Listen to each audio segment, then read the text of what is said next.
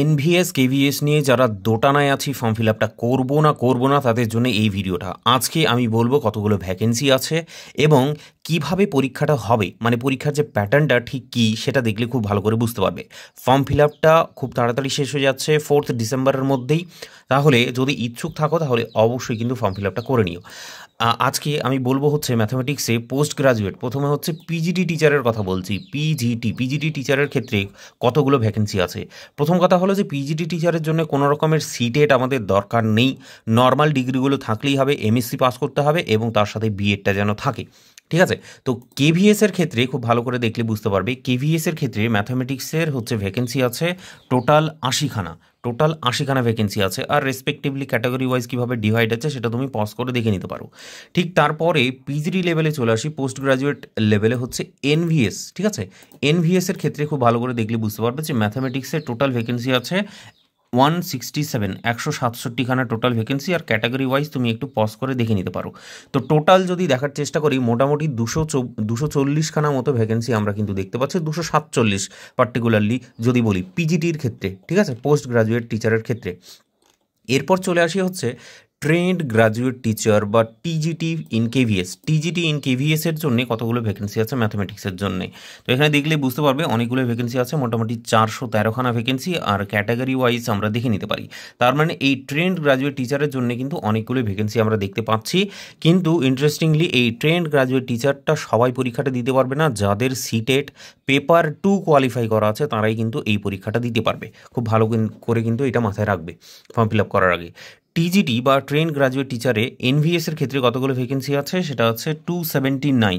তার মানে টোটালি যদি দেখা যায় মোটামুটি আমাদের 700খানা ভ্যাকেন্সি আমরা কিন্তু দেখতে পাচ্ছি এই ম্যাথামেটিক্সে, শুধুমাত্র টিজিটি লেভেলের পোস্ট আমরা দেখতে পাচ্ছি, ঠিক আছে।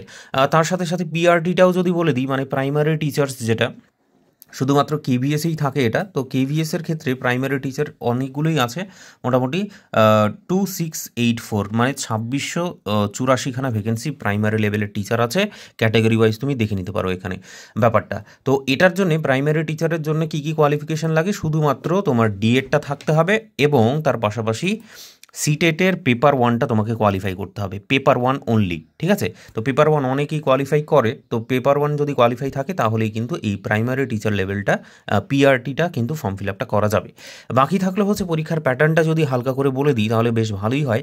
টায়ার 1 হবে তোমাদের এবং টায়ার 2 হবে, তারপরে ইন্টারভিউ হবে। টায়ার 1-এ হচ্ছে কোয়ালিফাইং, ঠিক আছে, একদম কোয়ালিফাইং সুন্দর করে বলে দিয়েছে।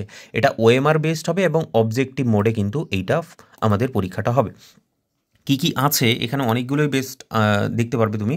তো এখানে হচ্ছে জেনারেল রিজনিং আছে, নিউমেরিক্যাল অ্যাবিলিটি বা ম্যাথামেটিক্স তুমি বলতে পারো, বেসিক কম্পিউটার লিটারেসি আছে, তারপরে হচ্ছে general knowledge and language competency, মানে ইংলিশটা তোমার জানতে হবে, ইংলিশের একটা তোমার অবজেক্টিভ টাইপ কোশ্চেন আসবে কিছু সংখ্যক। তারপরে হচ্ছে ল্যাঙ্গুয়েজ কম্পিটেন্সি টেস্ট, মানে অন্য একটা ভাষায় তোমাকে এই পরীক্ষাটা দিতে হবে। আগে যেটা ছিল, আগে হিন্দিটা বাধ্যতামূলক ছিল, কিন্তু এইবার এই যে সেকেন্ড ল্যাঙ্গুয়েজটা যেটা তুমি দেখতে পাচ্ছ সেটা কিন্তু আদার মডার্ন ল্যাঙ্গুয়েজেস বলছে। সেটা দেখলে বুঝতে পারবে যে হিন্দি হতে পারে, আসামি এবং বাকি টোটাল 12খানা ল্যাঙ্গুয়েজকে এইবারকার জন্য অ্যাপ্রুভ করা হয়েছে। তার মধ্যে বেঙ্গলিটাও আছে, মানে বাংলাটাকে সেকেন্ড ল্যাঙ্গুয়েজ হিসেবে আমরা চুজ করতে পারবো। এটা কিন্তু একটা বেশ ভালো খবর। কোশ্চেন কতগুলো থাকবে টোটাল যদি দেখার চেষ্টা করো, কোশ্চেন থাকবে 100খানা। আর মার্কসের ক্ষেত্রে যদি বলো তাহলে 300 হচ্ছে টোটাল মার্কস তোমাদের এখানে থাকছে কিন্তু।